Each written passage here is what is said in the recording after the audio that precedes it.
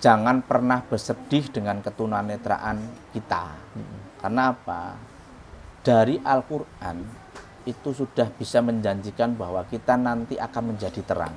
Itu semua bukan kami, tapi Allah yang menggerakkan. Jadi kami tidak pernah dalam tulisan postingan itu tidak pernah ada kata-kata meminta. Bismillahirrahmanirrahim. Ya ayyuhal muzammil. Wis baru telepone.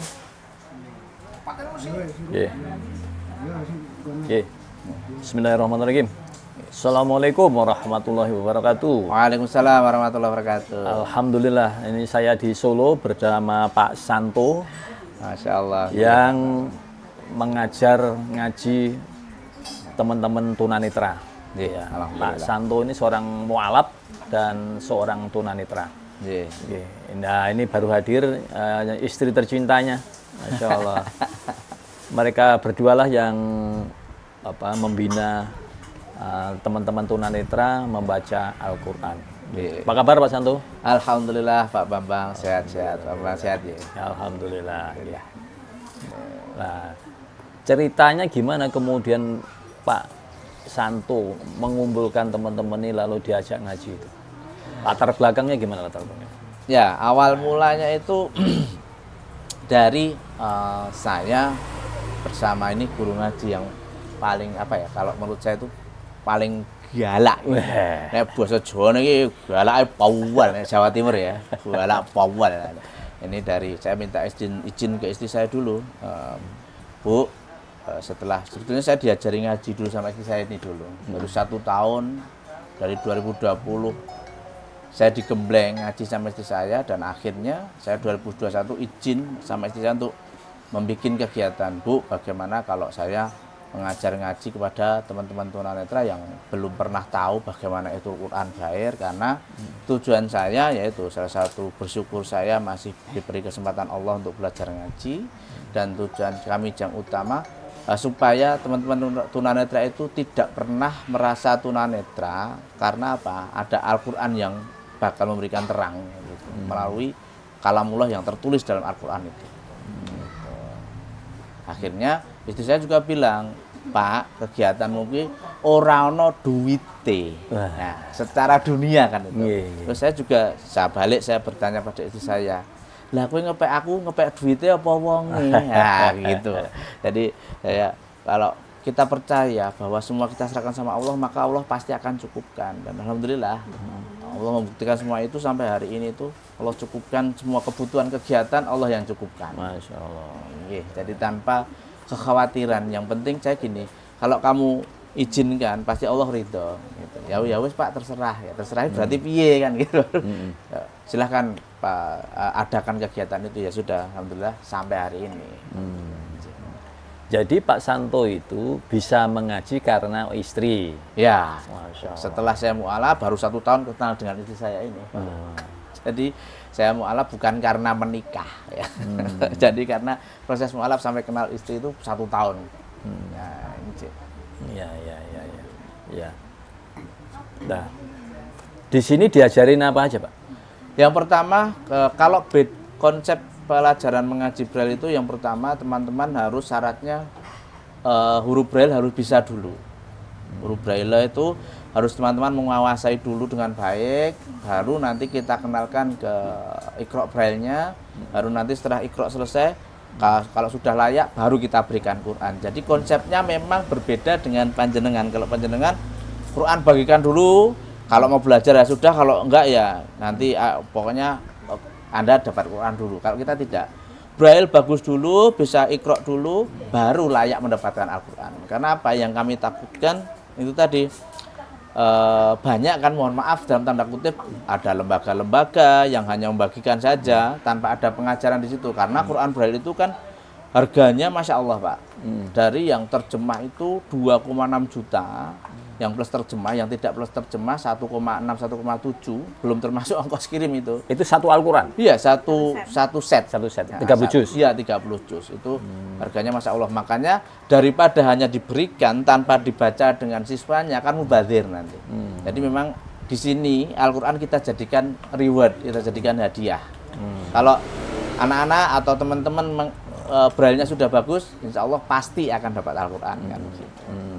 Jadi mungkin nanti kan kalau dapat Al-Quran langsung di rumah dibaca. Kalau belum bisa kan percuma nanti kita berikan.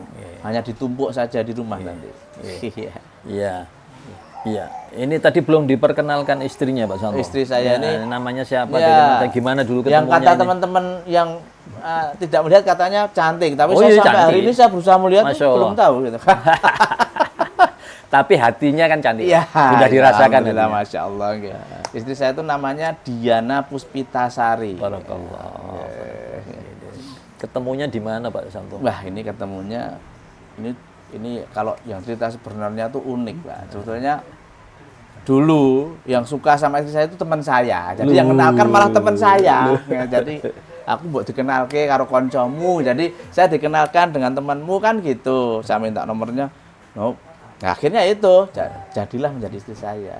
Jadi saya sama teman saya juga ngomong, aku kalau sudah maju nggak bisa mundur loh ya, aku gitu. Ya itu jadi Nyerobot aja. ya enggak nyopot iki rezeki rek. Panggilannya Mbak Ya Diana. Mbak Diana, Masya Allah. Mbak Diana, bisa mengajinya sejak usia berapa Mbak Diana? Saya kalau untuk mengaji alhamdulillah dari kecil, Pak. Dari kecil? Ya. Tunanetranya sejak umur Sejak berapa? lahir.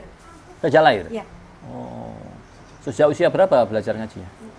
Saya SD, sebelum SD itu sudah ikut TPA di masjid. Itu cuman hafalan Quran, hafalan surat-surat pendek dan doa-doa. Karena kan memang di sana belum ada yang bisa Al-Quran Braille. Kemudian di SLB pun ketika saya SD juga tidak belajar Al-Quran Braille karena gurunya juga belum menguasai. Jadi saya bisa membaca Al-Quran Braille itu SMP. Nah tadi diajak Pak Santo untuk membina teman-teman ini kok mau tadi padahal nggak ada uangnya itu gimana tuh Mbak Dia? Ya karena kalau saya memang dari sekolah itu saya memang suka berorganisasi Pak. Jadi memang resikonya berorganisasi itu kan kalau kita berorganisasi kita jangan mikir hasilnya. Masya Allah. Jadi istilahnya jangan cari hidup di organisasi. Tapi kalau bisa menghidupi Hidup-hidupilah Ya. organisasi. Ya. Jadi saya langsung oh iya, padahal ini suami saya belum ada background organisasi sama sekali. Tapi lebih berpengalaman Mbak Diana ya? Iya, mungkin seperti itu. Sekarang usia berapa Pak Santo? Mbak Diana? Alhamdulillah saya ya. Iya. Saya 42. Kalau Mbak Sudah Diana? cukup muda ya. Saya 35. 35. Nah, ya ideal lah. Masih ideal. Iya. Insya Allah. Baik. Ini tolong dikenalkan ini Al-Quran nih Mbak ya. Ini Pak Santo. Ya. Ini Al-Quran ya? Ya, ini Al-Quran yang tanpa terjemah tadi. Coba dihadapkan ke sini Pak Santo. Ya, mohon maaf. Nah, Ya. inilah teman-teman mungkin belum tahu, kurang ke atas Pak Santo. Kurang ke atas Pak Santo. Nah, inilah Al-Quran Braille. Mungkin di kamera tidak terlihat ya tulisannya Iya. seperti apa, kayak kertas kosong mungkin kalau di kamera mungkin. Jadi hurufnya berupa apa nih Pak Santo? Ini huruf timbul ya Pak, cetak ya. Jadi huruf cetak ini membacanya dengan diraba. Kalau yang tunanetra, tapi kalau yang non disabilitas netra itu bisa dilihat. Nah, kan. Oke. Bisa dilihat asalkan mau mempelajari tulisan braille tersebut. Iya. Coba dibacakan Pak Santo. Ngetes. Ya. Oh ngetes gitu. Saya pasti saya ini. Oke. Jadi bukan berupa tinta atau percetakan dengan Ya, tinta, ini betul. huruf timbul.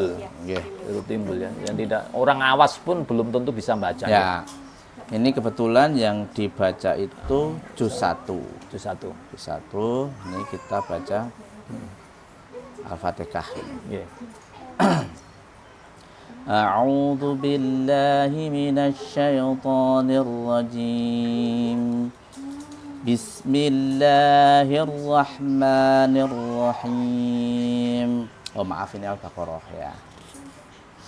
Alif Lam Mim. Dzalikal kitabu la raiba fihi hudan lil muttaqin. الذين يؤمنون بالغيب ويقيمون الصلاة ومما رزقناهم ينفقون والذين يؤمنون بما أنزل إليك وما أنزل من قبلك وبالآخرة هم يوقنون. Masya Allah. Cukup ya. Yeah. Al-Baqarah nggih 1 sampai Al-Baqarah 1 sampai 4. Nggih. Lah, teman-teman ini dari mana saja Pak Santo? Mas Yusuf ini dari Rembang. Ini berkuliah di UIN Surakarta. Jurusan apa Mas Yusuf? Mas Yusuf itu bimbingan dan konseling. Oh, BK. BK. Oh, ini Pak Yusuf. Sudah bisa ngaji Mas nggih? Insya Allah dikit-dikit. Alhamdulillah. Terus ada yang dari Jogja tapi nggak datang ini hari ini, nggih. Nah, nggak hadir, nggih. Ya. Terus Mas Wahid itu dari Kartosuro, Reco. Mbak Aida itu dari Magelang aslinya. Dari jauh-jauh nggih? Yeah. Terus mereka ini teman-teman kesini gimana ini? Nah, ini yang jadi pembeda dengan kegiatan yang lain. Kalau makanya kenapa tadi kembali ke awal saya kunjungi mereka dulu awalnya. Jadi apa yang menjadi kendala teman-teman? Ada yang jadi alasannya beda-beda, bukan alasan nih. Mereka mengungkapkan jawaban sebenarnya. Jadi aku pengen ngaji Pak, tapi terhalang satu ada yang transportasi, tidak ada pengantar. Ya, mohon maaf, ada yang sampai di faktor ekonomi juga. Nah, jadi akhirnya kita pelajari situasinya, terus akhirnya ya sudah kalian berangkat ngaji, nanti transportnya kita ganti. Masya Allah. Jadi tidak wujud istilahnya. Tidak, konteksnya bukan sangu ya, tapi ganti transport. Jadi misalkan sekarang alhamdulillah kan sudah ada transportasi online, ada Gojek, ada macam-macam itu. Jadi pulang perginya totalnya berapa? Ya sudah kita ganti totalnya itu saja. Jadi tidak kita lebihkan, tidak kita kurangkan. Nah, kok tidak dilebihkan kenapa? Nah, karena nanti kalau dilebihkan, mangkat ngaji golek sangu. Nanti mindsetnya berbeda. Yang penting kan ngaji dulu, baru nanti istilahnya kan Allah akan permudah berangkatmu bagaimana. Ada niat dulu pasti ada kemudahan kan gitu Pak. Ya. Karena tadi belum saya sampaikan ada siswa-siswa kami yang tunanetranya tidak dari kecil. Nah, jadi tidak dari sejak lahir. Ada yang mohon maaf sekarang ada yang setelah belum lulus SMA sudah tunanetra dan ini masih berbaring sakit di Boyolali juga karena tumor otak. Dia baru tunanetra dan itu mentalnya dulu yang kita benahi. Dari apa? Dari sebelum kita ajak ngaji kita beri motivasi dulu, kita semangati. Dengan kamu tunanetra itu nanti mungkin Allah bisa lebih dekat dengan kamu. Lah biar kamu dekat dengan Allah gimana? Ngaji. Nah itu. Jadi ada yang alhamdulillah ada ibu-ibu yang melahirkan anak kedua tunanetra lumpuh, tapi alhamdulillah ini Allah sudah panggil, semoga Allah terima dan amal-amalnya juga dan bisa diterima di surganya Allah juga. Jadi ya itu, jadi macam-macam Pak. Studi kasus di lapangan tunanetra itu ada yang dari kanker otak. Tadi pagi sudah datang, yaitu diantar sama keluarganya, dan itu yang paling menjadi tantangan kami adalah memberikan semangat dan memberikan motivasi mereka agar tetap move on biar mau ngaji. Jadi makanya kegiatannya ini kalau yayasannya namanya Ikhlas Beraji Sesarengan. Kalau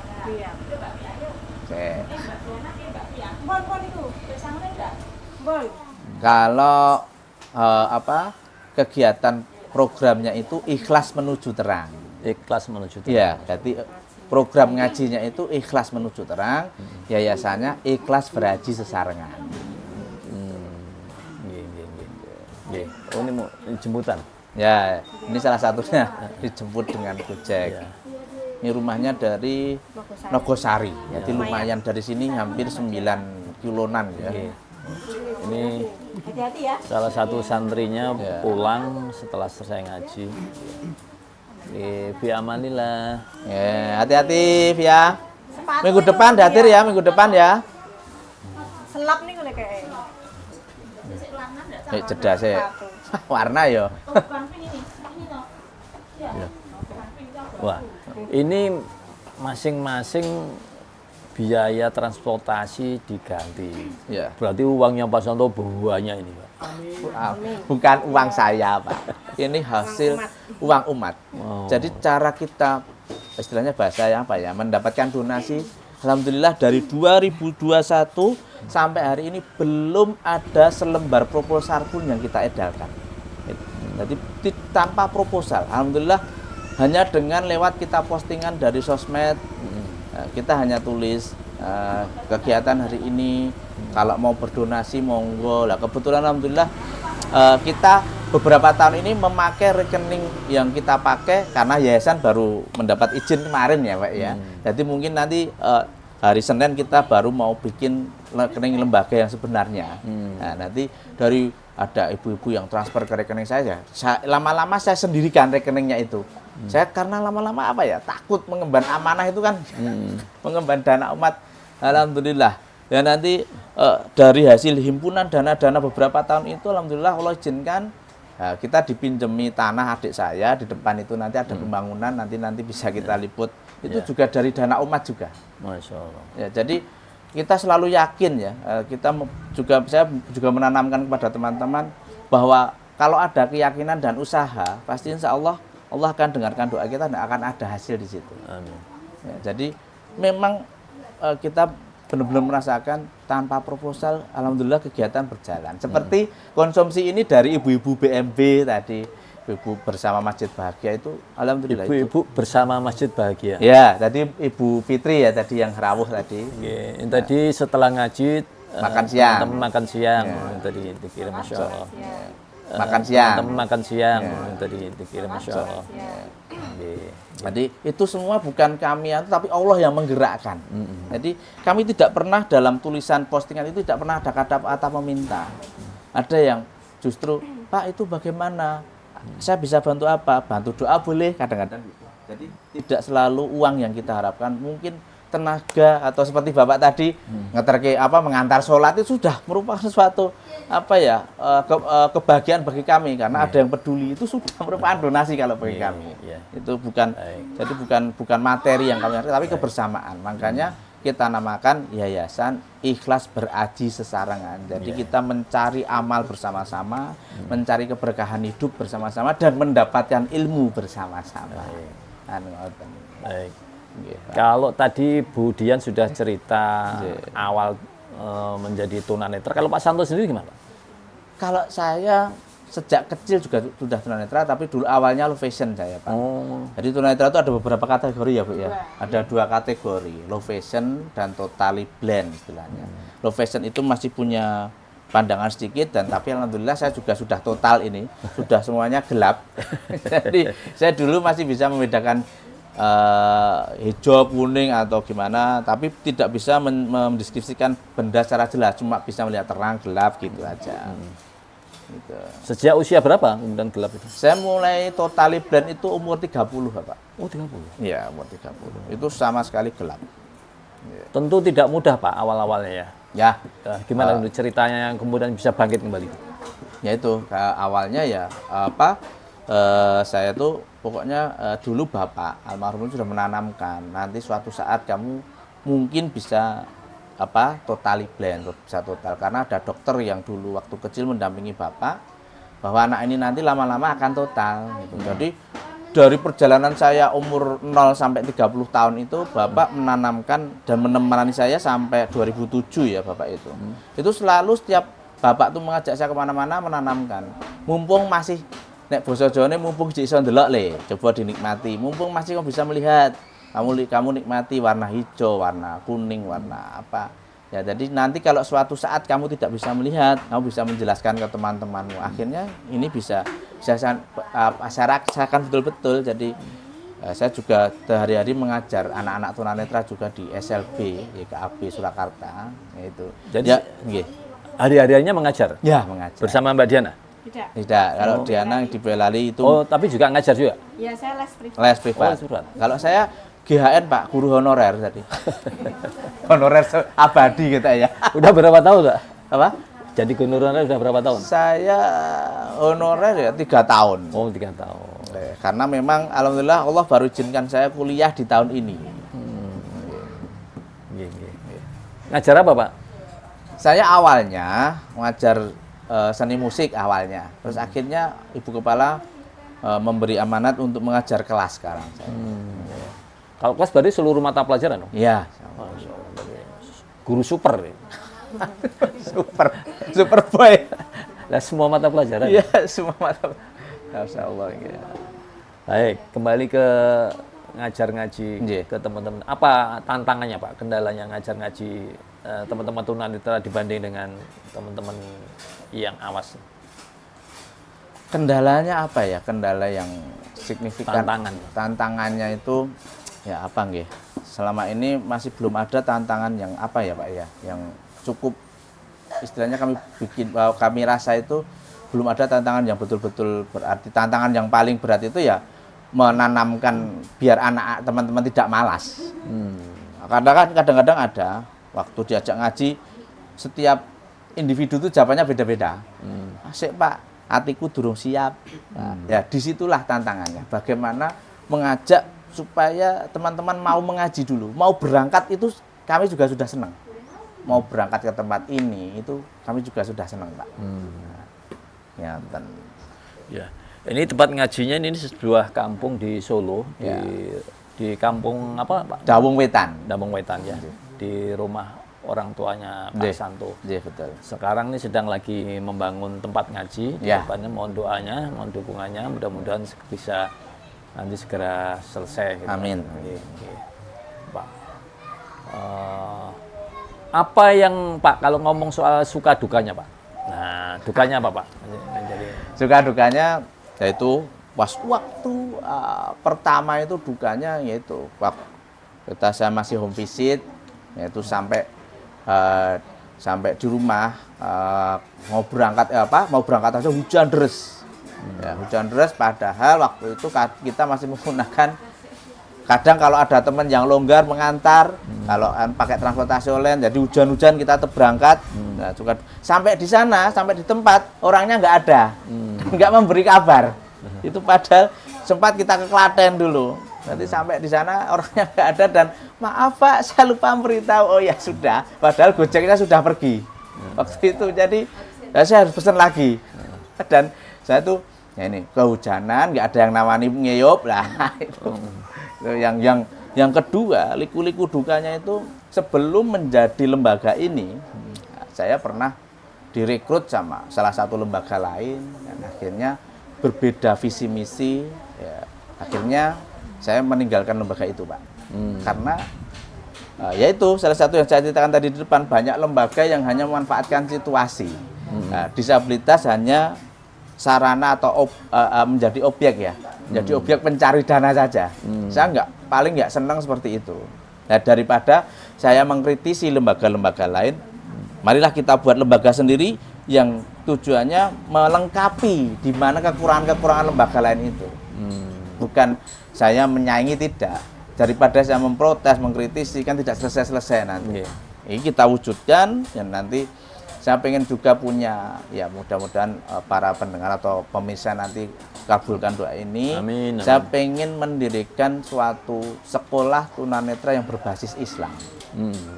Jadi kalau di Jogja sudah ada ya, di Jogja ada, terus yang di Solo itu mungkin nanti saya pengen adakan seperti itu. Dan namanya pun juga sudah kami rancang kan. Ya, mudah-mudahan dimudahkan oleh Allah. Amin ya, amin. Bismillah pokoknya. Pak Santo, apa sih sebenarnya yang menggerakkan Pak Santo kemudian mau bikin gini? Ya, itu karena supaya teman-teman tunanetra itu yang baru maupun yang lama dalam artian yang baru saja tunanetra ini nanti kan mungkin didengar oleh banyak pemirsa ya. Jangan pernah bersedih dengan ketunanetraan kita karena apa? Dari Al-Quran itu sudah bisa menjanjikan bahwa kita nanti akan menjadi terang kalau kita mau mempelajari dan memahami atau mentadaburi ayat demi ayat dengan artinya, kita bisa meresapi. Yang mungkin tunanetra itu ada keterbatasan dalam melihat, tapi Allah juga qadarullah, Allah itu memberikan sesuatu yang lebih, entah itu pendengaran, entah itu perasaan. Nah, marilah kita rasakan, kita dengarkan Al-Quran itu. Ada janji-janji Allah yang indah di situ. Janji yang melengkapi kegelapan kita nanti, insya Allah akan menjadi terang nantinya. Amin. Nah, Pak Santo sendiri sudah merasakan belum itu? Alhamdulillah, Masya Allah. Memang janji Allah itu benar. Jadi kehebatan dan Quran itu tidak hanya sebatas janji Allah, tapi betul-betul ada bukti nyata di situ.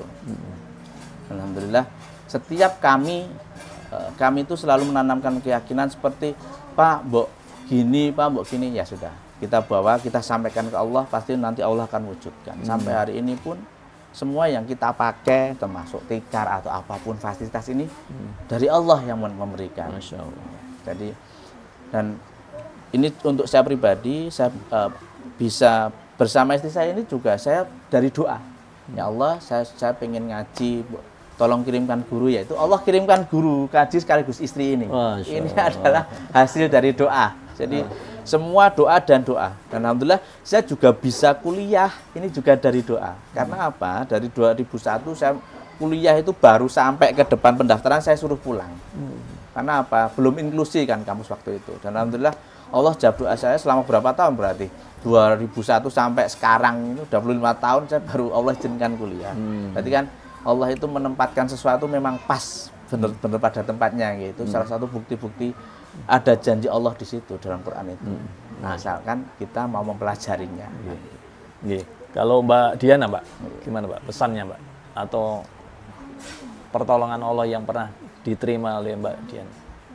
Ya, alhamdulillah selama melakukan sesuatu, alhamdulillah dipermudah. Karena dari dulu saya berprinsip memang Allah itu sesuai prasangka hambanya. Kalau kita berprasangka baik, ya akan baik. Ini.